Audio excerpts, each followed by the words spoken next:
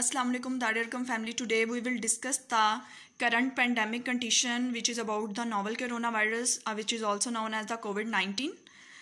Firstly, viewers, subscribe our channel and don't forget to press the bell icon. What does the term novel means?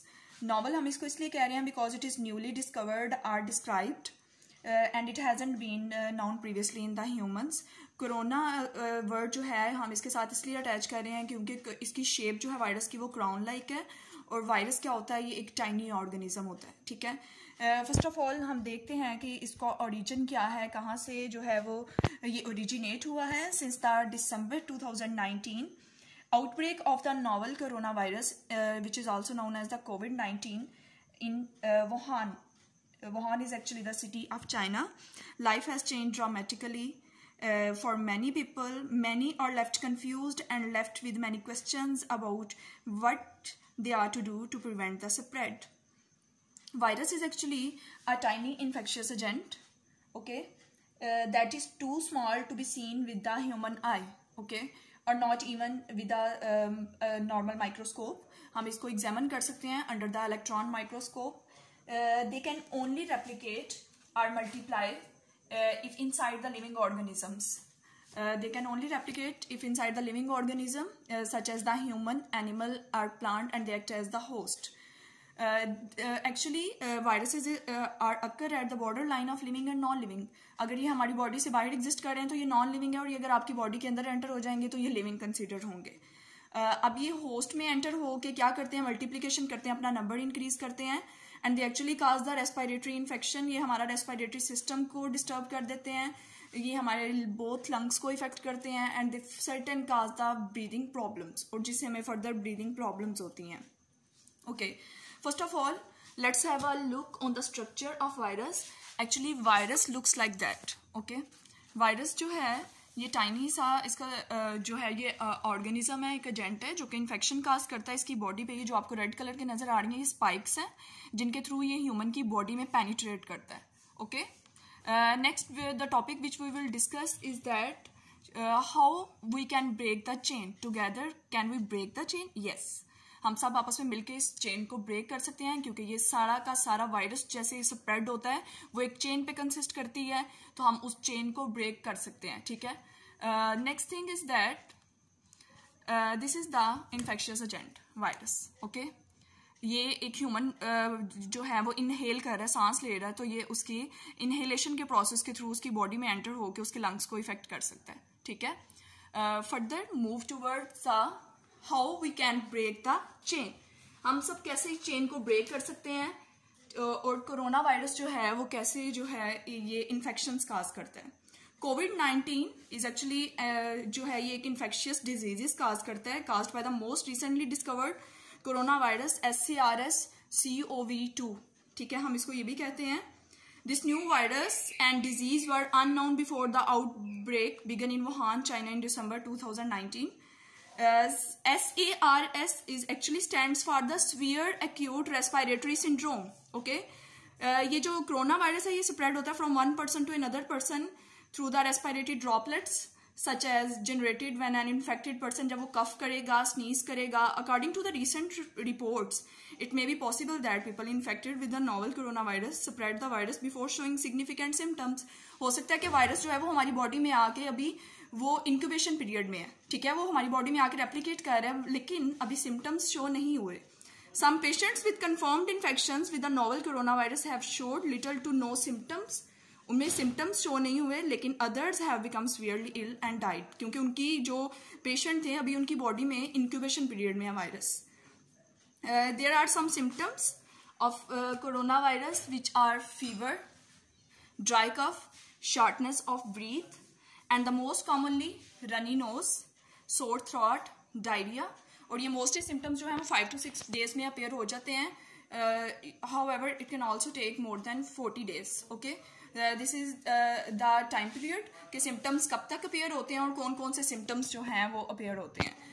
Next we will discuss the mode of transmission के corona virus कैसे transmit होता है, इसके कौन कौन से modes of transmission है. There are actually 3 modes of transmission. First one is a droplet transmission, second one is a contact transmission and the third one is airborne transmission. ये 3 ways हैं जिनके थ्रू जो वायरस है वो transmit हो सकता है. अब हम यहाँ पे देख लेते हैं जी. ड्रॉपलेट ट्रांसमिशन में हम बात करते हैं कि ये तब हैपन्स होगा जब इन्फेक्टेड पर्सन कफ, स्नीज और talk with anybody and tiny drops from the infected person enter in other person eyes, nose and mouth. ठीक है, ये ड्रॉपलेट ट्रांसमिशन इस तरह से होती है. कॉन्टेक्ट, अगर आप डायरेक्ट कॉन्टेक्ट कर रहे हो अदर पर्सन के साथ या इनडायरेक्ट कर रहे हो तो उससे भी जो है ये ट्रांसमिट हो सकता है. And the third one is airborne transmission. Smallest particle जो एयर में प्रेजेंट होते हैं उनसे भी ये ट्रांसमिट हो सकता है. Okay, first of all we will discuss the droplet transmission. Droplet transmission में ये होता है कि जब इन्फेक्टेड पर्सन वो कफ करेगा, ठीक है, स्नीज करेगा या वो टॉकिंग कर रहा है किसी अनदर पर्सन के साथ, तो टाइनी ड्रॉप्स जो होते हैं वो उसके इन्फेक्टेड पर्सन के से दूसरे पर्सन में एंटर हो सकते हैं through the eyes, nose and mouth. ठीक है, तो ये ड्रॉपलेट के थ्रू भी ट्रांसमिशन होती है. Next which we will discuss is the contact transmission. Contact transmission तब होती है जब फिजिकल कॉन्टैक्ट हो बिटवीन द इन्फेक्टेड पर्सन और the contaminated objects and the another person. Okay, ये 2 ways से होती है. First one is the direct contact and the second one is the indirect contact. Direct contact का मतलब है कि इन्फेक्शन जो है वो दूसरे पर्सन में टच के थ्रू ट्रेवल हो रहा है. और इनडायरेक्ट का मतलब है कि जब एक इन्फेक्टेड पर्सन ने किसी ऑब्जेक्ट को टच किया है और आप उस कंटेमिनेटेड ऑब्जेक्ट को टच कर रहे हो जो कि पहले किसी पेशेंट, कोविड-19 के पेशेंट ने टच किया है, तो उसके थ्रू यानी कि इनडायरेक्टली भी ये ट्रांसमिट हो सकता है. The third one is indirect transmission, airborne transmission. Airborne transmission का मतलब है कि वायरस यानी कि स्मॉल पार्टिकल्स जो होते हैं वो एयर में होते हैं. इनका साइज आपको डिस्कस यहाँ पे बताया गया है. साइज जो है वो इसका 5 माइक्रोमीटर से भी हम कह सकते हैं कि स्मॉलर होता है. ठीक है, containing the virus are inhaled into a person's respiratory system. Air से भी जो है वायरस रेस्पिरेटरी सिस्टम में एंटर हो सकता है. ये इन्फेक्टेड पार्टिकल्स जो हैं एयर में लॉन्ग पीरियड ऑफ टाइम के लिए नहीं होते. ये although one study has reported that the virus can remain viable in the air for up to 3 hours. 3 hours के लिए ये सिर्फ एयर में वायबल रह सकते हैं. More research to confirm if airborne transmission occurs is needed. अब इस पर रिसर्च हो रही है कि एयरबोर्न ट्रांसमिशन जो है क्या ये इसके थ्रू हो रही है, एयरबोर्न के थ्रू ट्रांसमिशन हो रही है जी. Next is the what is chain of infection. ऐसी कौन सी चेन है जिसको हम ब्रेक कर सकते हैं. अगर हम उस चेन में से निकल जाएंगे तो ये पूरी की पूरी चेन ब्रेक हो सकती है. ठीक है, एक्चुअली चेन ऑफ इन्फेक्शन हम कहते हैं ऐसा पाथ, ठीक है, जिसके थ्रू वायरस जो है वो एंटर हो रहा है पर्सन की बॉडी में, अनदर पर्सन की बॉडी में, एक पर्सन से दूसरे पर्सन से भी ट्रांसफर हो रहा है. तो यहाँ पे 6 स्टेप्स दिखाए गए हैं आपको चेन ऑफ इन्फेक्शन में कि इन्फेक्शन जो है 6 स्टेप्स में कंप्लीट हो रहा है. अगर हम इसमें से एक भी एलिमेंट को मिस कर दें, अगर हम इसमें से एक भी एलिमेंट ब्रेक कर दें तो पूरी चेन ब्रेक हो सकती है. तो यहाँ पे आपको चेन ऑफ इन्फेक्शन दिखाया गया है. This is the chain of infection. First of all infectious agents, ये आपको दिखाए गए हैं कि इन्फेक्शियस एजेंट्स हैं जिनके थ्रू इन्फेक्शन काज होता है. Second one is the reservoir. Third one is the portal of exit. Fourth one is the mode of transmission. Fifth one is the portal of entry and the sixth one is the susceptible host. अब हम देखते हैं कि ये कैसे पूरी chain चल रही है और अब हम इस चेन को कैसे ब्रेक कर सकते हैं और ये चेन कैसे जो है वो एक दूसरे तक वो ट्रेवल करती है. फर्स्ट ऑफ ऑल आपको नजर आ रहा होगा यहाँ पे अपर इन्फेक्शियस एजेंट्स दिखाए गए हैं आपको. ठीक है, अब इन्फेक्शियस एजेंट्स जो हैं वो क्या करते हैं कि इन्फेक्शन काज करते हैं ह्यूमन बींग्स में, प्लांट्स में, या हम ये भी कह सकते हैं कि एनिमल्स वगैरह में. In order for an infection और disease to happen 6 elements must be in place. Chain of infection के लिए ज़रूरी है कि ये 6 एलिमेंट्स कंप्लीट हों. ठीक है, the first element in the chain is an infectious agent. पहला एलिमेंट इन्फेक्शियस एजेंट है, ओके, जो कि डिजीज काज करता है. It could be a virus, it could be a bacteria, या ये फंजाई भी हो सकती है. Second element is actually the reservoir और place where the infectious agent lives. ये रेजरवायर है जिस पे आके इन्फेक्शियस एजेंट ग्रो करेगा. Okay, this process is known as the actually chain of infection. इस तरह से ये चेन चल रही है. It can be a person, ये कोई पर्सन भी हो सकता है जैसे कि आपको पिक्चर में दिखाया गया है. ये कोई एनिमल भी हो सकता है, ये कोई भी थिंग हो सकती है, सॉइल भी हो सकता है, वाटर भी हो सकता है. Then we will have a port of exit.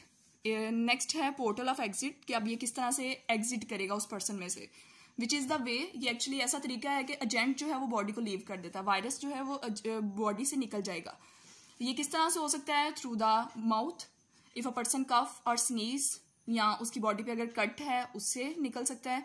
If a person is bleeding, या जो है ये कुछ रीजंस हैं जिसकी वजह से एजेंट जो है वो पर्सन की बॉडी से एग्जिट कर जाता है। The next element is the mode of transmission, कि ये कैसे ट्रांसमिट करता है, इसके कौन कौन से मेथड्स हैं। Mode of transmission means which is how the infectious agent is transmitted from one person to another, कि इन्फेक्शियस एजेंट एक पर्सन से दूसरे पर्सन में कैसे एंटर हो रहा है, ठीक है, ड्रॉपलेट्स की फॉर्म में हो रहा है, डायरेक्ट और इनडायरेक्ट कॉन्टेक्ट की फॉर्म में हो रहा है, या एयरबोर्न ट्रांसमिशन हो रही है। Next one is the fifth element in the chain of infection is the port of entry. पहले पोर्टल ऑफ एग्जिट हुआ है, अब पोर्टल ऑफ एंट्री है कि अब ये किस में एंटर होगा। ये कोई पर्सन हो सकता है, प्लेस हो सकती है जहाँ पे इन्फेक्शियस एजेंट जो है वो ग्रो करते हैं। This is similar to the actually port of exit. It can be ये माउथ के थ्रू एंटर हो सकते हैं, नोज, आईज, या ओपन कट के थ्रू जो है वो पर्सन की बॉडी में एंटर हो सकते हैं। Finally we have a susceptible host. ये आपको ससेप्टिबल होस्ट नजर आ रहा है। ये बेबी भी हो सकता है, एल्डर पर्सन भी हो सकता है, या someone with a week immune system, या ऐसा पर्सन जिसका इम्यून सिस्टम अभी वीक है।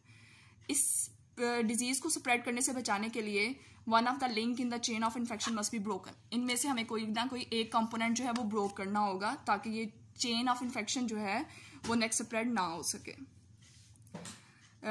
Next is the can we break the chain of infection.